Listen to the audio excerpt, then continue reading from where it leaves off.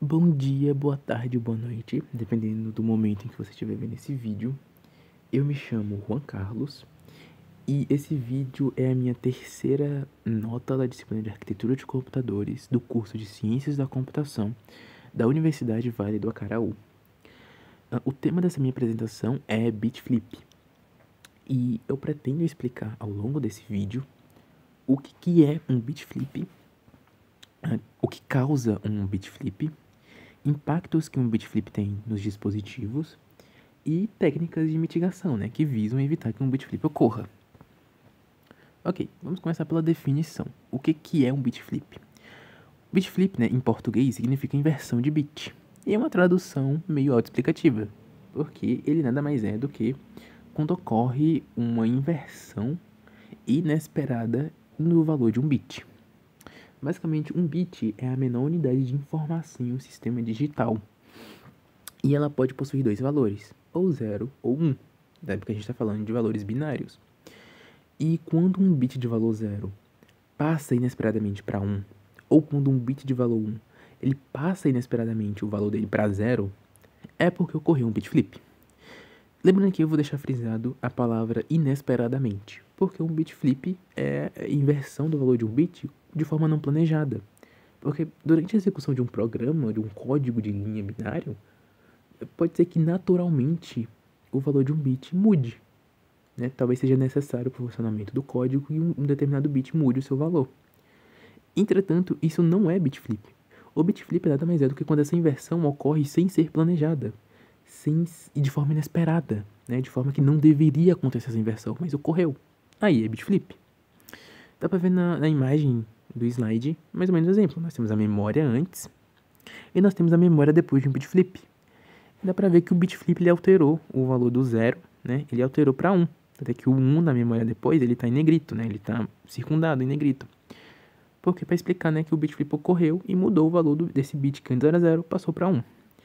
E obviamente essa mudança de bit, ele causa problemas. Pode ser alguns problemas significantes ou pode causar uns danos meio irreparáveis. Mas eu vou entrar em detalhes nas consequências de um bit flip, né, nos impactos de um bit flip mais para frente. Por agora, eu quero explicar as principais causas de um bit flip.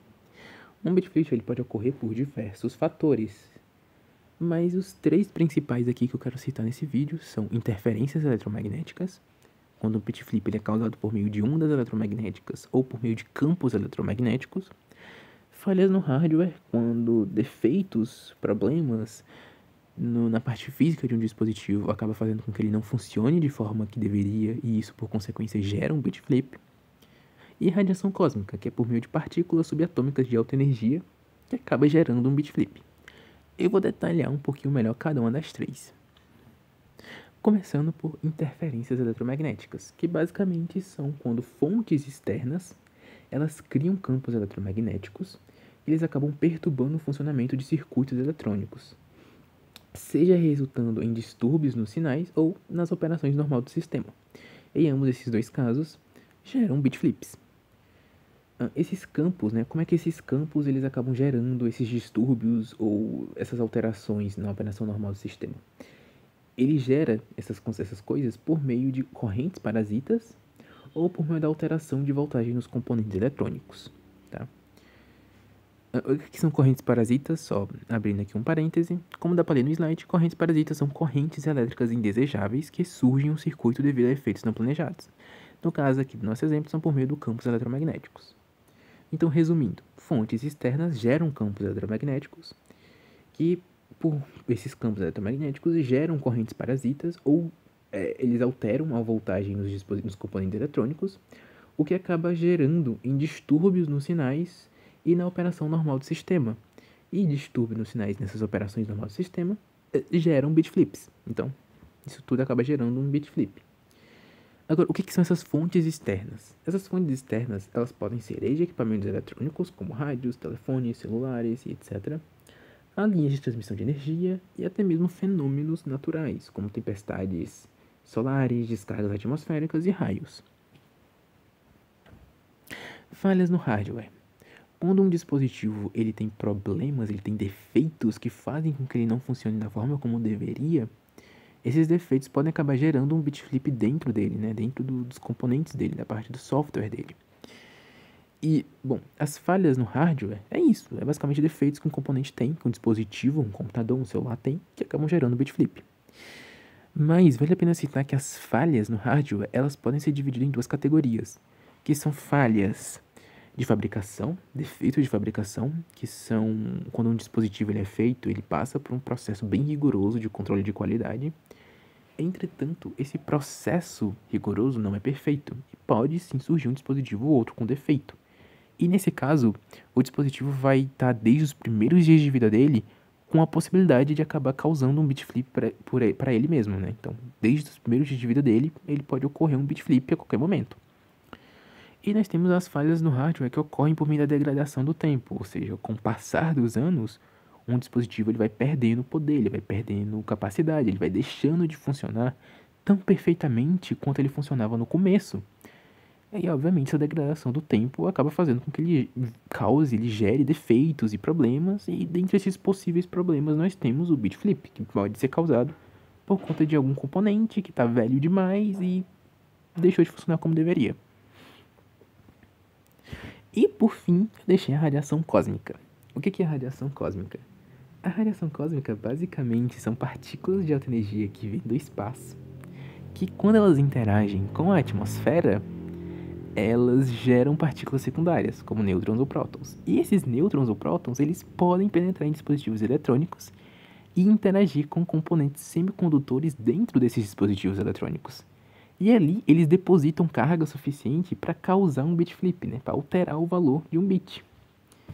E se a gente parar para pensar um pouco nessa explicação, parece algo meio ficcional. Parece uma explicação vinda de um quadrinho, de um filme de super-herói. E de fato, né? Partículas subatômicas vindas do espaço que geram... parece muito ficcional. Mas, por incrível que pareça, não é ficcional. Isso realmente ocorre na vida real. E por conta disso, eu quis trazer casos reais de bitflips que foram gerados por radiação cósmica. Exemplos para comprovar que essa explicação não é vinda de quadrinhos, é vinda da vida real mesmo. Dentre os exemplos que eu trouxe, temos eleições na Bélgica no ano de 2003, quando foi visto que uma candidata dessas eleições, ela teve mais votos do que possível, né? Ela teve mais votos do que quantidade de eleitores que podiam votar. E, obviamente, isso foi verificado, né? Foi investigado, essa anomalia, e foi descoberto que, na verdade, isso foi causado por conta de um bitflip. Um bitflip gerado por radiação cósmica alterou a quantidade de votos que essa eleitora possuía. Outro exemplo um pouco mais simples é de uma transmissão ao vivo do jogo Super Mario 64, em que o streamer que estava fazendo essa transmissão, ele conseguiu fazer o personagem subir uma plataforma específica que fez com que ele concluísse o jogo mais rápido. Só que não era para o personagem conseguir subir essa plataforma em específico. E quando ele foi investigar, ele descobriu que ele só conseguiu fazer isso, subir o personagem nessa plataforma, por conta de um bitflip causado por radiação cósmica que afetou o videogame que ele estava jogando e ajudou ele a passar o jogo mais rápido. Então, por incrível que pareça, bitflips ou radiação cósmica acontecem na vida real. Não é uma explicação de quadrinhos, por mais que pareça. Agora vamos falar um pouco dos impactos e riscos de um bitflip ocorrer em um dispositivo. Os exemplos que eu dei de radiação cósmica, principalmente o do jogo do Super Mario 64, não foi tão problemático. Mas bitflips podem sim gerar problemas que são bastante problemáticos. O primeiro deles que eu vou citar é a corrupção de dados. Os arquivos, eles são feitos por sequências de bits, onde cada conjunto significa alguma coisa. Seja uma letra, uma cor, uma imagem. E ter um bit específico desse conjunto alterado pode acabar fazendo com que o dado que ele deveria... pode acabar corrompendo os dados desses arquivos. Podem causar com que esses arquivos não sejam mais possíveis ser abertos, ou mesmo causar perda total desses arquivos, ou pode acabar causando com que o arquivo não funcione da forma como deveria. Ele acaba mostrando um texto errado, pode acabar alterando a cor de um pixel, pode acabar, sei lá, alterando uma imagem. Então, vai desde coisas mais bobinhas, como a cor mudando, até coisas mais perigosas, como a corrupção e a perda total desses arquivos. Falhas no software. Quando um bit flip ocorre, ele pode acabar causando falhas no funcionamento normal de um software. Né? Se um valor específico ele for alterado, o software ele vai se comportar da maneira como não deveria, até porque um software, os comandos de um software são arquivos binários, são vários conjuntos de bits que vão dando as instruções do que ele precisa fazer. E se uma determinada instrução tem um de seus bits alterados, a instrução ela acaba sendo alterada por consequência. Isso pode fazer com que o software trave ou pode fazer com que o software funcione de outra maneira. Vulnerabilidade de segurança. Isso ocorre principalmente em questões de dispositivos que eles precisam de uma criptografia mais específica ou de um código de segurança mais específico, né? Porque se essa criptografia ou esse código de segurança tiver o valor dele alterado de um bit, todo o funcionamento desse código de segurança, dessa criptografia, acaba sendo alterada, né? E acaba fazendo com que não funcione tão perfeitamente como deveria, o que torna um dispositivo vulnerável a hackeamento, a ataques externos. Então, como eu comentei, e aí vai depender de nível. Se for um dispositivo de segurança de um banco, que gerou um bit flip e vai tornar com que as informações do banco se tornem vulneráveis. Ou pode ser que a vulnerabilidade vá para um computador em específico, né? O código de segurança de um computador sofreu um bit flip e tornou ele mais fácil de ser invadido e hackeado. Então, é como eu comentei, vai desde coisas mais simples até coisas mais avançadas e mais problemáticas. Agora eu vou comentar um pouco de técnicas de mitigação, né? A primeira técnica que eu vou comentar é o ECC, ou Código de Correção de Erro, que basicamente ele adiciona bits extras em uma informação e cria com esses bits extras uma palavra-chave, né? Que é tipo a forma como ele tem de verificar se ocorreu ou não bit flip. Porque basicamente, quando essa mesma informação volta para ele, quando ele vai checar essa informação de novo, ele adiciona os mesmos bits, calcula e vê se gera a mesma palavra-chave. Caso não gere a mesma palavra-chave, significa que ocorreu um bit flip, que as informações que chegaram até ele tiveram uma alteração específica e, por consequência, o código, a palavra-chave deu diferença. Redundância de dados. É basicamente ele duplica os dados das informações como meio de uma garantia, como um backup. Para caso ocorra um bit flip, ele possa simplesmente substituir, ele possa comparar os dois, né? O backup que ele criou com a informação. E se for diferente, ocorrer um bit flip, ele pode alterar, né? Ele pode garantir. Vale a pena citar um pequeno detalhe. O código de correção de erro é uma redundância de dados.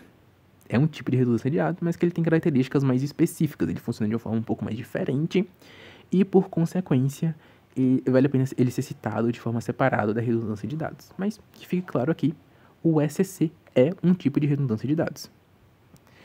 Hardware resiliente é basicamente fazer dispositivos que tenham a sua parte física mais resiliente, mais resistente a falhas, a defeitos, a problemas. E isso acaba incluindo também o bit flip, né? Porque eu comentei que o bit flip ele pode ser causado por falhas no hardware, por defeitos no hardware. Então, automaticamente, se você faz um hardware que é mais resiliente a defeitos, a falhas, por consequência, ele acaba sendo mais resiliente a bit flips. E é isso. O vídeo vai acabando por aqui. Eu gostaria de agradecer a atenção de todos. Espero que o conteúdo tenha ficado fácil de entender. Espero que vocês tenham conseguido entender o que é um bit flip, as causas de um bit flip, as consequências de um bit flip e técnicas de mitigação de um bit flip. Bom, eu vou me despedindo por aqui. Muito obrigado mais uma vez pela atenção e adeus!